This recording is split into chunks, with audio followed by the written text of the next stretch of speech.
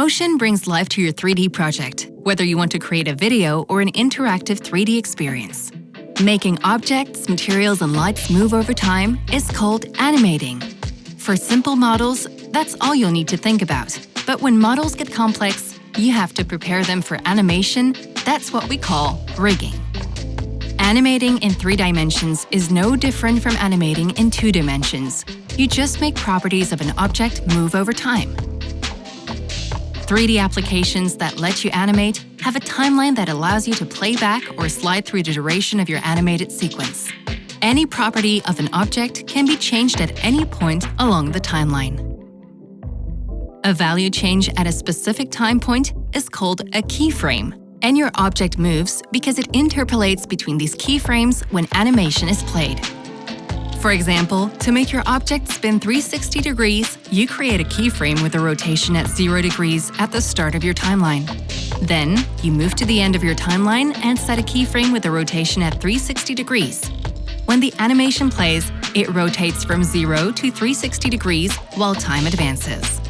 Keyframing like this is the easiest and simplest way to animate, but it involves a lot of manual work, so you might sometimes want to use other methods to create animation.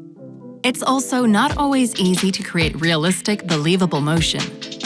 There is a technique to capture movement from something that moves in the real world. It's called motion capture, or mocap in short. Motion capture means the computer captures that motion from the real world and brings it into the virtual world. Think of it like scanning, but then for animation. Just like with scanning, there are different mocap techniques, from running smart algorithms on simple video footage to using high-tech, expensive gear in studios. Each method has its use, with more advanced methods being much more precise and reliable. Some cases are almost impossible to animate by hand or capture from real life. Things like smoke moving, a building collapsing, or a machine exploding into many parts. To animate something like this, you let computer algorithms calculate the physics behind it to simulate it as realistically as possible. Running simulations means you're not doing any animation work by hand, but you set up and tweak rule systems for forces like gravity and wind. Making simple animations like spinning an object or bouncing a ball doesn't require any real preparation work, but complex objects always need to go through an extra step before they can be animated easily. That step is called rigging, and it comes down to building a virtual skeleton and controls for it.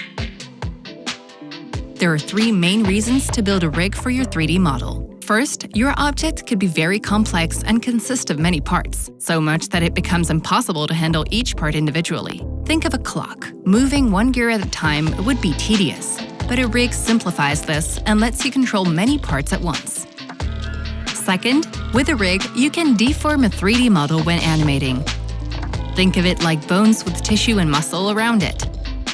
A rig lets you morph, bend, and twist your 3D model in ways otherwise not possible.